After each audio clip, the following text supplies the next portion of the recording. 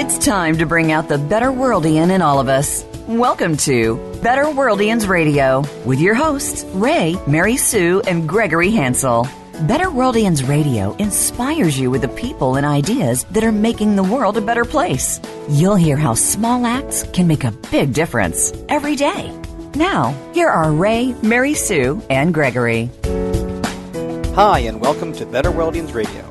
BetterWorldians Radio is a weekly broadcast whose mission is to uplift and inspire you to make the world a better place. I'm Greg Hansel, joined today by my co-host, Mary Sue Hansel. BetterWorldians Radio is brought to you by BetterWorldians Foundation and is co-hosted by the family team that created the popular social game on Facebook called A Better World. It rewards players for doing good deeds while helping to raise money and awareness for charities. To date, over 40 million good deeds have been done in a better world by more than 4 million people in over 100 countries. Good deeds include expressions of gratitude, acts of kindness, and sending get-well notes to real-world sick kids, just to name a few. This week on BetterWorldians Radio, we welcome marriage and family therapist Linda Graham to discuss how mindfulness can help couples through conflicts. Linda is an experienced psychotherapist in the San Francisco Bay Area and a teacher of mindful self-compassion. She integrates modern neuroscience, mindfulness practices, and relational psychology in her international trainings. She is the author of Bouncing Back, Rewiring Your Brain for Maximum Resilience and Well-Being, winner of the 2013 Books for a Better Life Award and the 2014 Better Books for a Better World Award. Hi, Linda. This is Mary Sue. Thanks for joining us today on BetterWorldians Radio. Thank you, Mary Sue. I am truly happy to be here. Great. I love this topic of mindfulness. So it's a topic that we talk about a lot on BetterWorldians Radio. But for those listeners who don't know, could you explain briefly what mindfulness is? So mindfulness is paying attention to experience as it's happening in the moment, with openness and acceptance rather than resistance or judgment, knowing what you're experiencing while you're experiencing it. And when I'm working with clients or participants in a workshop, I actually teach 7 steps of mindfulness. So the first is to pause and become present. We really have to come out of distraction, out of dissociation, out of denial. We need to show up and engage with the experience of the moment. Then we need to notice and name our experience, not to get caught in a lot of story. But when we give a label to our experience, we've activated the language centers in our brain, and our higher brain is online, so we actually can pay attention. Then we step back and we disentangle from the experience and we reflect on it. So we're cultivating what's also called a witness awareness. We're not embroiled in the experience, we're observing it and witnessing it. And then we can, if we choose, we can monitor that experience and we can modify it. We can begin to make choices about how to respond to this experience, which is one of the powerful benefits of mindfulness. And we can practice shifting our perspectives, even knowing that we're having a perspective, and we can practice shifting our states of mind. So that allows us to truly discern options in the moment and even the potential consequences of our options. Then, indeed, we can choose wisely. We can let go of the unwholesome, we can cultivate the wholesome, and that's really the outcome of a steady mindfulness practice. We practice mindfulness to steady our awareness, to shift out of reactivity into a more open, receptive state of mind. And you're calling this is a form of meditation. Is that correct? Mindfulness is one form of meditation. There are many others. Mindfulness specifically focuses and steadies our awareness on the experience in the moment. So we're able to meet and engage with whatever is happening exactly as it is happening. Now, how can this mindfulness, staying in the moment, help couples handle their conflict situations?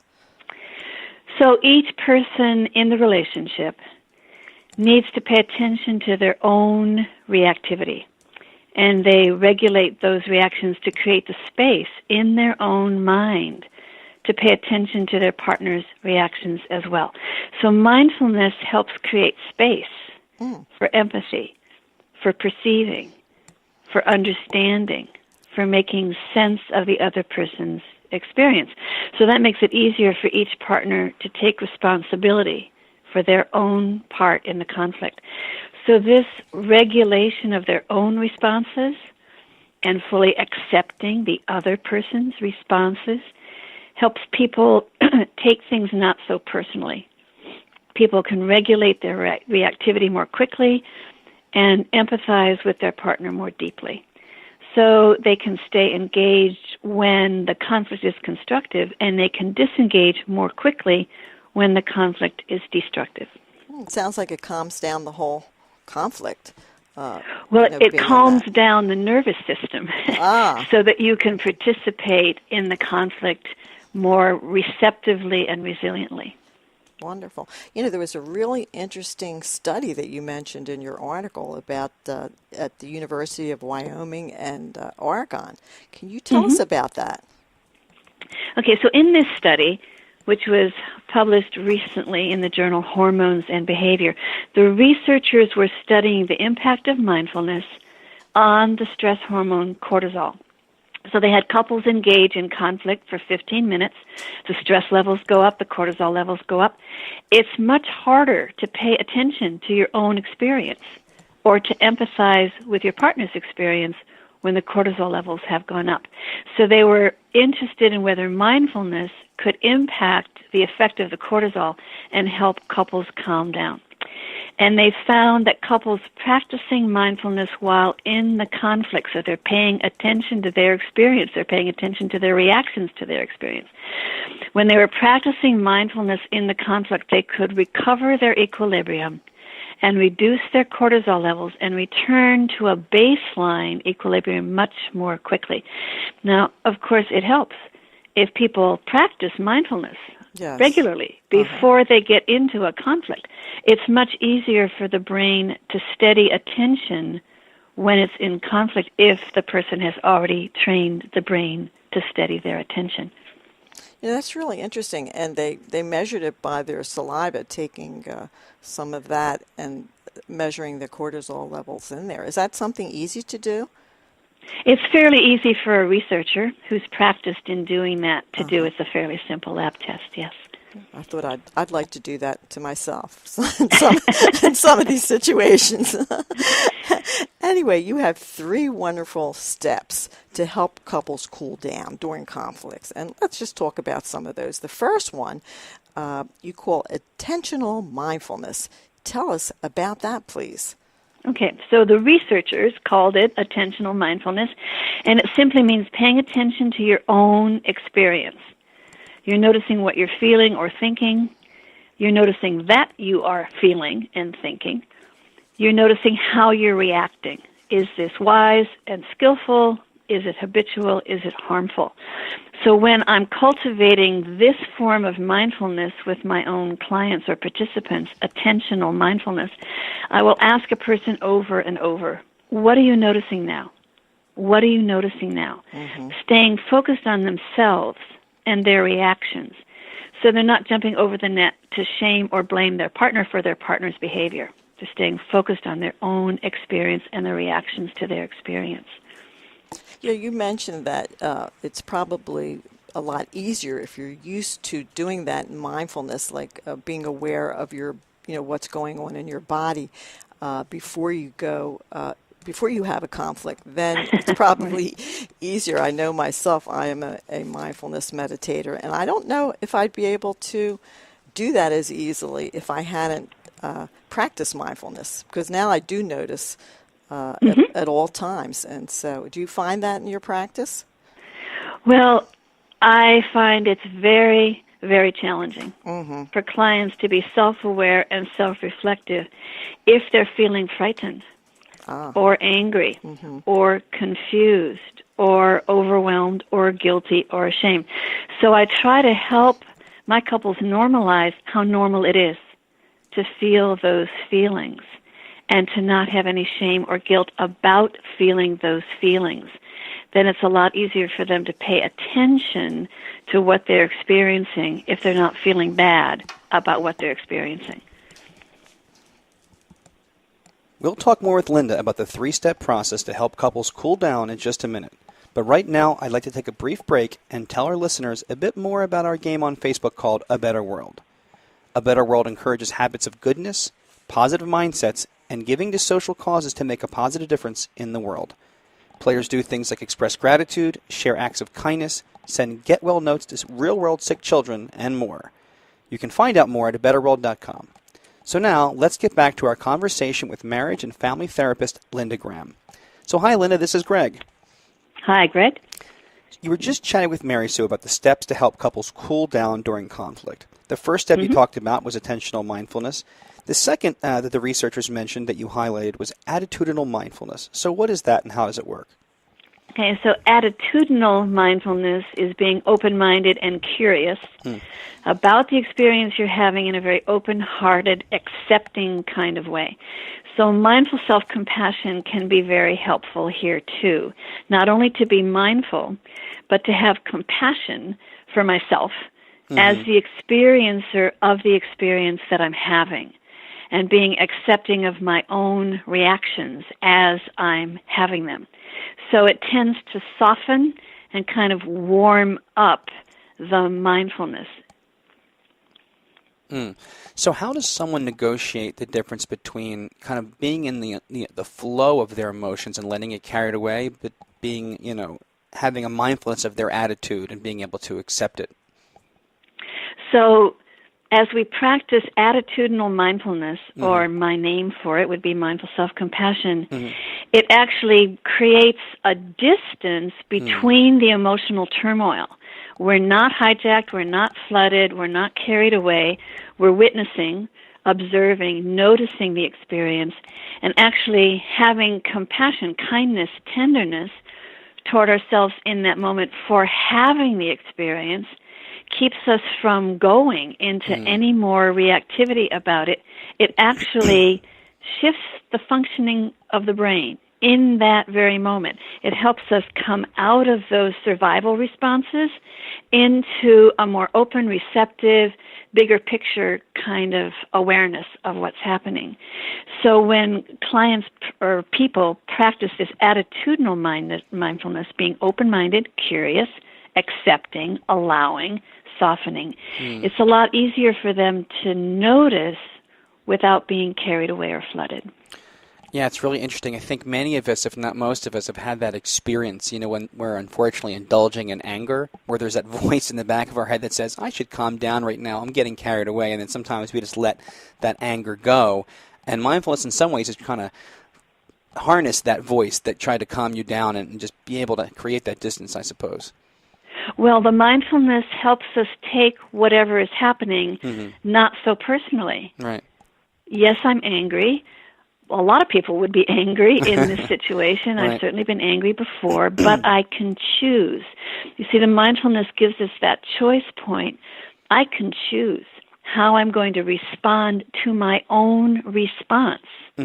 I can choose how I'm going to relate to my own anger. And if I'm in that aware, choiceful place of how I'm responding to my own anger, I can be a lot more aware and choiceful about how I might be responding to my partner's anger. One thing that opened my eyes on this, you mentioned this in the article you wrote for the Greater Good Science Center, that, relationships are something that we depend on for security and safety. And when we're suddenly in a conflict, we feel at risk. That comfort feels at risk. We lose that ground beneath our feet. And all of a sudden, these evolutionary patterns kick in. Can you talk a bit about that? Oh, sure. So when we can feel safe with the person that we're with, and hopefully in our intimate relationships, that's most of the time. So we then experience, even at an unconscious level, we don't even have to be mindful or aware of it, but we experience the perception of safety that in the field is called the social engagement system, by making eye contact, hearing the tone of voice and the prosody of voice from our partner, seeing the facial expressions of receptivity, kindness, openness, our nervous system stays calmed down. We actually feel that sense of safety. Now, if something happens and we're triggered either into a sense of unsafety, a sense of danger, we rev up into our survival responses, fight, flight, freeze. I mean, we're ready to take action, but that can take over the functioning of our higher brain. And so we can use the mindfulness, the mindful self-compassion, to help regulate that reactivity. Even more dramatically, couples can feel a sense of life threat. Uh-oh, if I lose this relationship, I'm going to die. Sure. And so then we shut down. We withdraw, we collapse, we numb out, we can dissociate, and then we're not present to engage in the relationship. So what's really important there is to come back into that sense of connection and safety, whether that's our own mindful self-compassion, the attentional mindfulness that we're paying to ourselves, the attitudinal mindfulness that we're paying to ourselves, or both those forms of mindfulness actually help us open back up to the partner, where we might be able to take in a sense of safety from the partner. They value me. They love me. This relationship is important. They're not really going to go anywhere. Right. We have a conflict, but we'll get through that. When you can come back into the safety of the overall relationship, then you can calm down and re-engage in the conversation. Well, I know the third step that you talk about is that re-engagement. After you've shown the attentional and attitudinal mindfulness, you want to re-engage your partner and focus someone on their experience as well, right? Right. So when a person can be aware and accepting and even understanding, make sense of their own experience, and when they can take responsibility for that, they're not blaming their partner. This is me. This is how I'm reacting. I get it. It's me.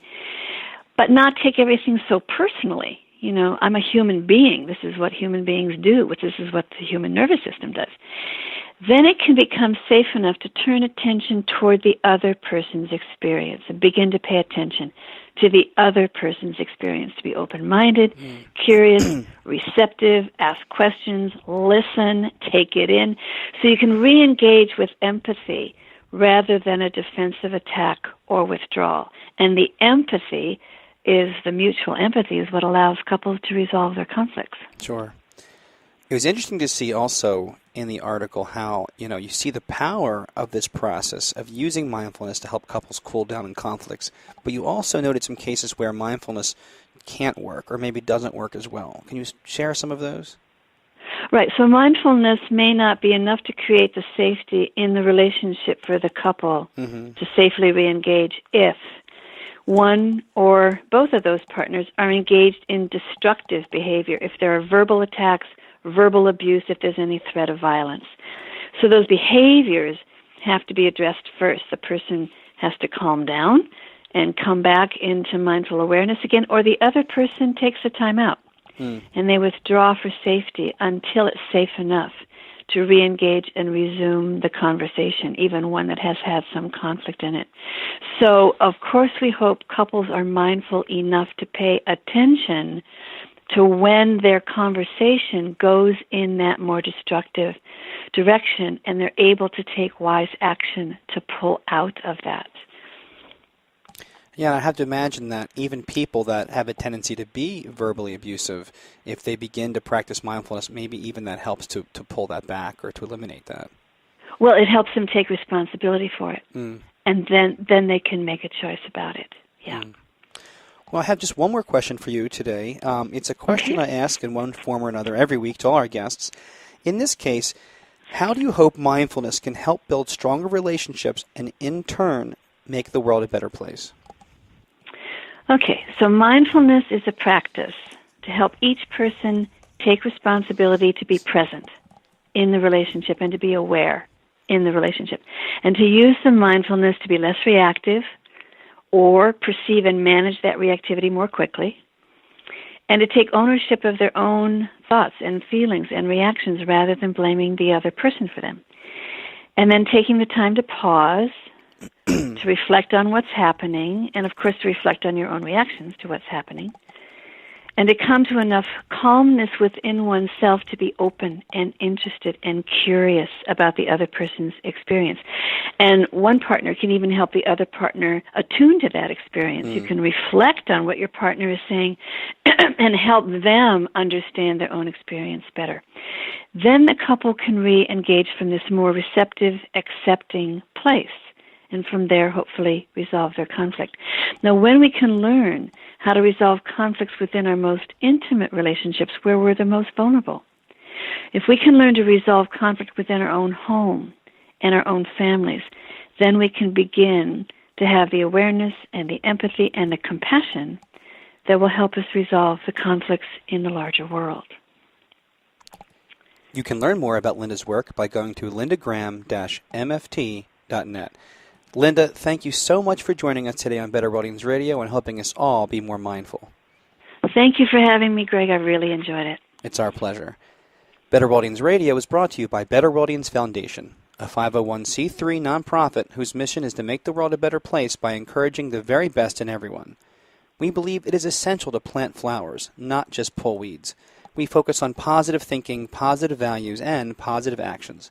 In short, our vision is to bring out the better worldian in everybody so that we can all make it a better world. But we can't do this without your help. Donations support our BetterWorldians Radio podcast as well as go toward developing new features like articles, videos, blogs, and more. We need the help of BetterWorldians like you to ensure our mission's success and future. Go to BetterWorldians.com to be a part of this important mission. And until next time, please be a better worldian.